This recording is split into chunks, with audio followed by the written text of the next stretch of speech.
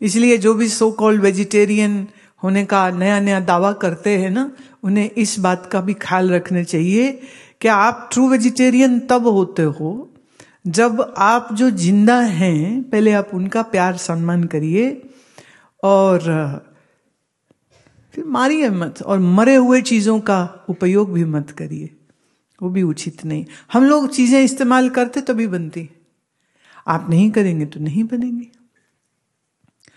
दूर क्या जाना, मुझे कानपुर में एक बार किसी ने, बहुत पुरानी बात है, मृग चर्म दिया। अब हमने सुना पढ़ा ना, ऋषि मुनि मृग चर्म पे है, भोलेनाथ भगवान के कमर पे मृग चर्म है, और मुझे मृग चर्म मिल गया, मैं बड़ी खुश। तो मेरे वो आसन पे लोग बाप बढ़िया मृग चर्म लगा दे, हम उस पे बैठे और सत्संग करें। और एक दिन ऐसे क्या हुआ, मैं ऐसे हाथ गया, नजर गई तो उसके ऊपर 2 छेद थे। तो जब उसको गोली मारी गई होगी ना, वो उसके छेद थे। उस दिन के बाद से मैं नहीं उस आसन पे बैठ पाई। मैं ना, हटाओ भी इसको, मैं नहीं बैठ सकती हूँ। क्योंकि हमारे जो ऋषि लोग इस्तेमाल करते थे ना, मृग चर्म, बाघ चर्म, ये वो होते थे जो नेचुरली मर जाते थे। मैं ये इसकी साक्षी हूं, इस बात की। पूज्य स्वामी प्रकाशानंद जी महाराज के जब वो अल्मोड़ा से आगे जगह जागेश्वर वहां रहते थे, तो वहां एक शेर उनका काइंड ऑफ पालतू था। एक व्यक्ति जो उन्हें मिलने गया नैनीताल से उन्हें, और इस बार जब मैं लास्ट गई हूं ना जागेश्वर, तो वो सज्जन मुझे मिले जिनके दादा गए थे मिलने, और रास्ते में दिख गया शेर, तो उनकी हालत खराब हो गई। महाराज का दर्शन क्या करेंगे, तो शेर ही खा जाएगा हमको। तो वो लौट रहे थे, गांव वालों ने कहा रे नहीं नहीं हम आपकी मदद करते, तो बहुत ढोल नगाड़ा ऐसा बजा बजा के तो उनको महाराज जी के स्थान तक ले गए। आओ कहते महाराज हमारे रास्ते में शेर ये हुआ हो। फिर गांव वालों ने ये किया, बड़ी मुश्किल से आया, आप कहाँ जंगल में बैठे हो? तो स्वामी जी कहते अच्छा शेरू मिला था? बोले शेरू मिला तो पता नहीं, तो शेर था। तो वो अपनी वो जो कुटिया थी कमरा, उससे बाहर गए और इधर उधर देखे, और फिर एक दिशा में मुख करके जोर से आवाज दी, शेरू आ गए। महाराज कहते ये आया था। अब उनकी हालत खराब हो रही थी। अच्छा, उनके सेवा में एक महिला, अभी देखिए कैसे विलक्षण हमारे संत हैं, और उनके सेवक भी कैसे विलक्षण। वो माता अभी भी जिंदा है, हम उसे मिले हैं पिछले वर्ष। कहती है कि मैं गई कमरे में तो वहीं पर शेर बैठा हुआ और महाराज ध्यान लगा कर बैठे हुए। कहते मैं अंदर चली गई और उनके लिए जो सामान रखना था वो रखा, फिर खुद भी बैठ गई। फिर कुछ समय बाद जब महाराज ने आंख खोली तो मैंने कहा अभी इसको काहे बैठा रखा यहां पर, ये जगह कम है, अब वो इसमें ये बैठ गया तो हम कहां बैठे। कहते वो बाहर चला गया। कहते भाई उसको ठंड लगी होगी इसलिए वो आ गया हमारे पास। मैंने इस माता से पूछा, मैं चाहूंगी कि हमारे वो जो देख रहे हैं ना, वो वाला वो तस्वीर जो मेरे साथ उनका है उसको आज जरूर वो फेसबुक पे डाल देंगे।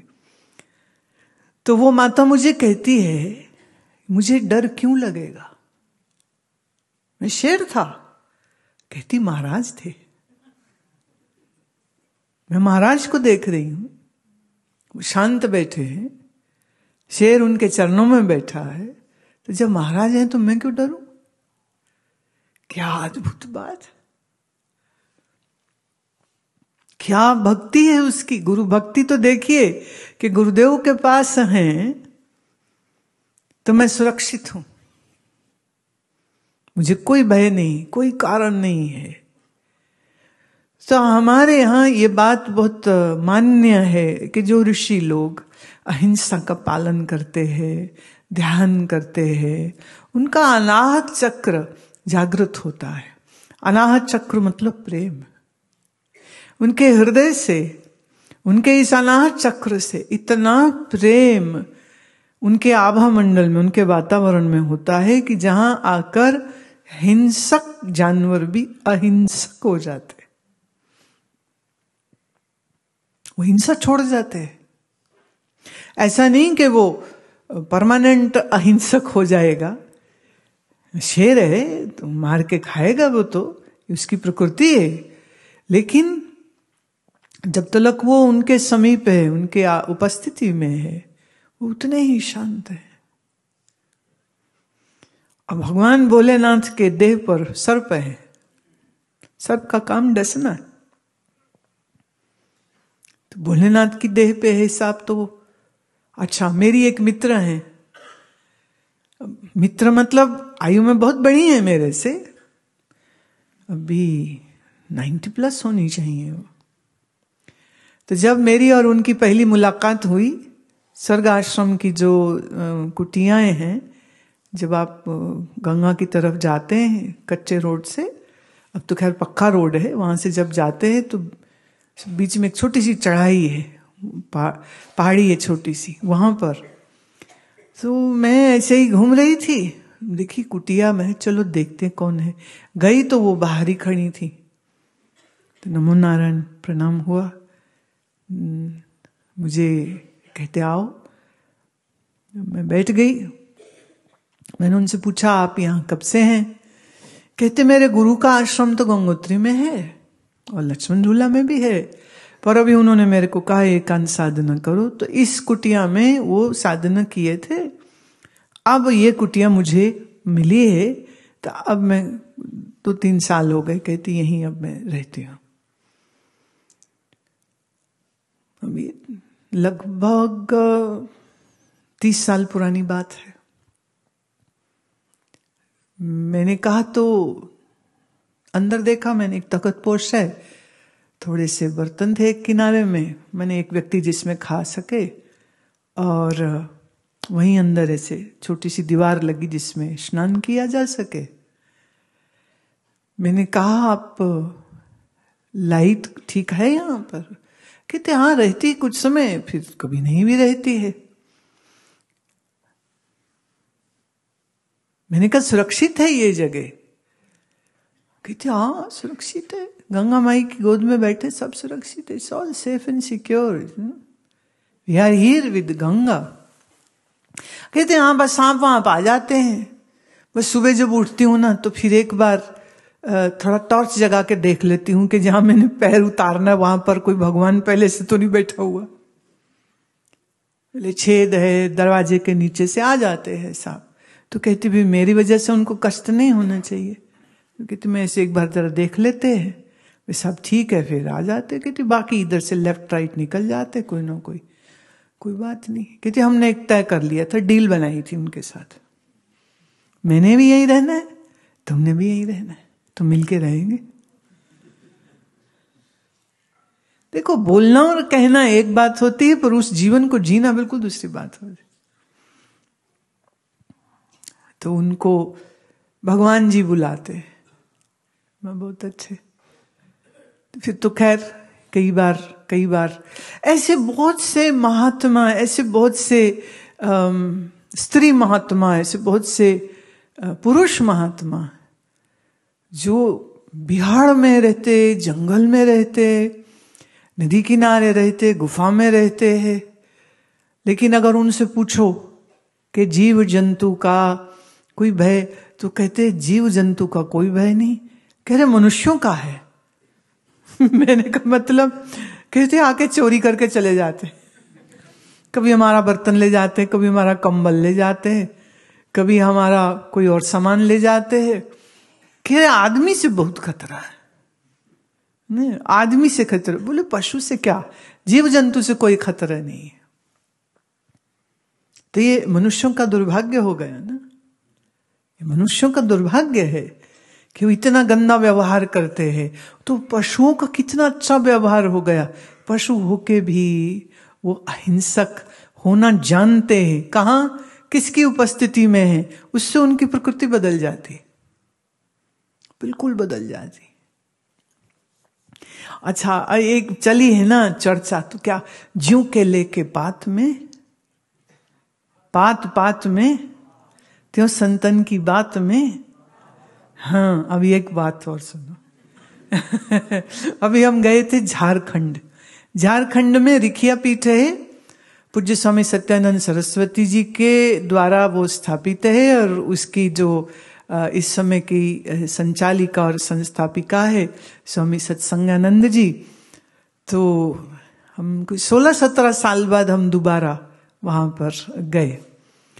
तो अब तो स्वामी जी का तो शरीर रहा नहीं, तो उनकी समाधि के साथ जो हम लोग बैठे, तो उनके 2 कुत्ते श्वान, एक ने हमें लिखा, आप कुत्ता क्यों बोलते हो, श्वान बोलो। तो वो उन महोदय की आज्ञा से अब हम श्वान बोलेंगे। तो ये जो 2 श्वान हैं, ये मैं जैसे ही बैठी तो आ गए स्वागत सत्कार मेरा करने के लिए। तो उसमें एक वो कॉकर स्पैनियल नाम की प्रजाति है, वो उसका है, और उसका नाम पूर्णा। अरे वाह! अभी जो पूर्णा ने अपना सिर हमारे साथ घुटने पे रगड़ा, उसने जो रगड़ा, जो जितना उसको मैं प्यार दूं उतना यहाँ कहाँ जैसे चिपक गए, हम जावे ही कोई नहीं। और मैंने कहा सत्संगी जी ये तो गया आपसे, अब ये तो अब हमारे साथ लट्टू हो गया। ये अब आपके साथ कहाँ जाए। तो स्वामी निरंजनानंद सरस्वती जो मुंगेर बिहार स्कूल ऑफ योग के, वो भी साथ में बैठे हुए थे, जो सब हंसे, कहते ये कैसे हैं, हमको भूल गए। The dog is supposed to be the most obedient animal to the master, and here we are sitting, they left us and they're gone to you. मैंने कहा भाई हम आनंद मूर्ति हैं।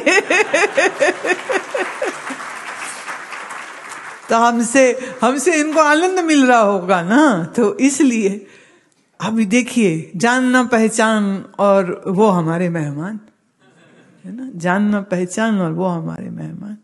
ये मैंने देखा, एक बार एक चिड़ियाघर में थे। लो एक और कहानी। एक बार वो होते ना ओपन जू था, वहां था एक ऐसे बाड़ा बना था, वैसे गेट खोलने, you can walk in, lots of dears in that.